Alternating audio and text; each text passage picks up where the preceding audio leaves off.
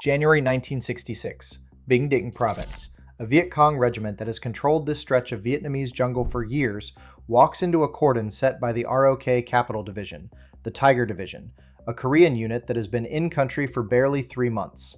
3 days later, 192 VC are dead, 11 Koreans are dead, 17 to 1. Within months, captured VC documents carry a standing order. Contact with the Koreans is to be avoided at all costs, unless a victory is 100% certain. The kind of order a professional army issues when it has learned something it cannot unlearn. The VC had spent 3 months watching the Tigers and concluded they would not fight. The Tigers had spent those same 3 months learning exactly how the VC fought. Binh Dinh Province was a graveyard for optimism. 800,000 people spread across rice paddies that broke into jungle hills, 2 critical highways cutting through territory the communists had owned for years. Highway 1, the coastal lifeline. Highway 19, the east-west artery linking Quy Nhon to Pleiku. Both ran through country controlled by the VC 2nd Regiment, the 18th and 22nd Regiments, and elements of the NVA 3rd Sao Vang Division. In August 1965, Quy Nhon was the only town in the entire province that Saigon could honestly call secure. ARVN had tried. ARVN had failed. And when the first Korean unit arrived, the non-combatant Dove Force, it operated under rules of engagement so restrictive it only returned fire. American advisors watched. The communists watched. The conclusion was unanimous. These Koreans would not fight. So when the Tiger Division landed at Quy Nhon in September 1965, 18,000 men under Major General Chae Myung-shin, the VC treated them accordingly. Snipers hit convoys. Mines appeared on roads. Reconnaissance patrols took harassing fire. The Koreans manned 8 checkpoints along Highway 19 from Quy Nhon to the foot of the An Khe Pass, and for weeks, the VC probed every one. What the communists didn't know about Chae would cost them. He was 39 years old. Korean War guerrilla commander, he'd led the Skeleton Corps behind North Korean lines. Co-founder of the Korean Taekwondo Association. His father had died from Japanese torture in 1945. Chae himself had nearly been captured by the KPA in 1951 and had fought his way out more than once. He didn't oppose communism as policy. He opposed it as a man who had buried family because of it. The VC saw cautious patrols and read timidity. What they were actually watching was deliberate. Chae had ordered 3 months of controlled operations, measured movement, no unnecessary risk, to let his men learn the terrain, the climate, the enemy's patterns. The Tigers weren't hesitant. They were loading the spring. The Capital Division traced its lineage to 1948. Pusan Perimeter, the drive north, Ham Hung. Every senior officer was a Korean War veteran. Most of the senior NCOs were too. President Park Chung-hee had personally selected the commanders. The troops were volunteers. Each man received 3 years of service credit per Vietnam year, plus higher pay funded by the United States under the Brown Memorandum. These were not conscripts filling slots. They were hand-picked soldiers led by men who had survived one communist war and fully intended to win the next. Chae's weapon selection told you everything about what kind of war he expected.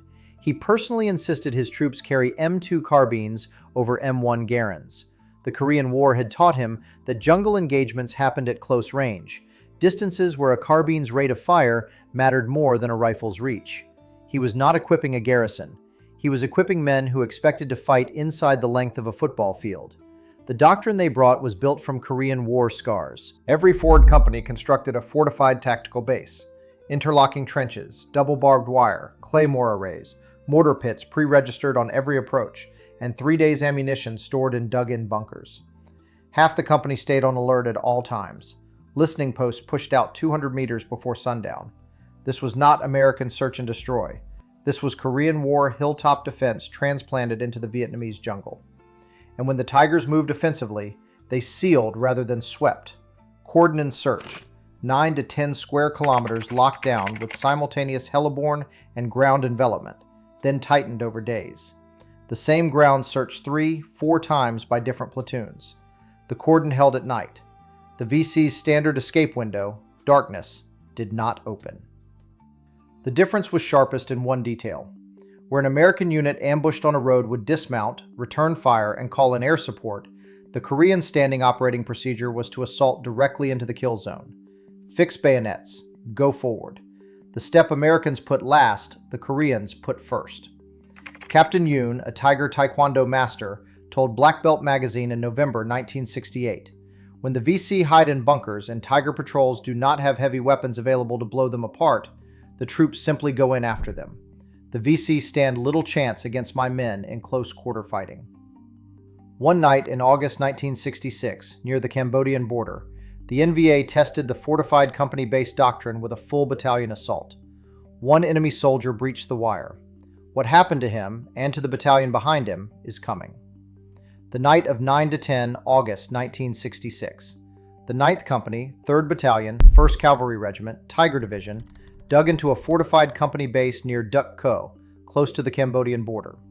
A U.S. tank platoon attached, 1st Platoon, Company A, 1st Battalion, 69th Armor. Perimeter set, wire laid, mortars registered, half the company awake. The PAVN 5th Battalion, 88th Regiment came in after dark. Korean listening posts picked them up 200 meters out, digging mortar pits. The Koreans called artillery. What followed was not a battle, it was an industrial process. Nearly 1,900 high-explosive artillery rounds, 1,500 mortar rounds, 24 tank main gun rounds, 33 canister rounds from 90mm guns, anti-personnel shotgun blasts fired point-blank into massed infantry, 17,000 machine gun rounds. PAVN soldiers reached 5 meters from the perimeter. One broke through the wire. He was bayoneted inside it. Final count: 197 PAVN dead, 7 Koreans dead, 0 Americans killed. The fortified company base worked because it inverted the ambush equation entirely. The VC were accustomed to hitting positions that crumbled, units that withdrew under pressure, called for reinforcement, ceded ground. Korean positions did not crumble. The wire, the claymores, the pre-registered mortar pits, and the permanent half-company alert turned every Tiger base into a kill box. The enemy didn't assault a defensive position. He walked into a trap that had been built specifically for the moment he arrived. 18 months later, January 1968, days before the Tet Offensive, an NVA force infiltrated the Tiger sector around Phu Cat Air Base. The Tigers did not chase. They cordoned. 6 days of tightening the noose, fighting by day, holding every exit at night. 278 PAVN dead, 11 Koreans dead, 25-1. General William R. Peers, the same officer who would later lead the My Lai investigation, considered the Koreans the finest practitioners of cordon and search operations in Vietnam. Then came 25 October 1968, the Tiger Division's 18th anniversary. The 1st Cavalry Regiment and elements of the 9th White Horse Division caught the PAVN 7th Battalion, 18th Regiment, in the open during Operation Baek Ma 9. On that single day, 204 enemy dead, Korean dead, 0. The battalion ceased to exist as a fighting force. The enemy's own documents confirmed what the numbers suggested. A captured Viet Cong order, published by Time in 1966 and cited repeatedly in U.S. Army histories, carried a single directive: contact with the Koreans is to be avoided at all costs unless a victory is 100% certain. General James L. Jones, later Marine Commandant and National Security Advisor, observed that North Vietnamese soldiers and Viet Cong irregulars bypassed Korean units whenever possible. American transportation officers confirmed the pattern from the ground. The ROK sector of Highway 19 saw almost no attacks. Adjacent sectors were hit repeatedly, but the kill ratios were paid for by people who never carried a weapon. Korean researcher Koo Soo-jung, working with Vietnamese archives beginning in 1999, documented at least 80 mass killings of civilians by ROK forces between 1965 and 1972, an estimated 9,000 victims.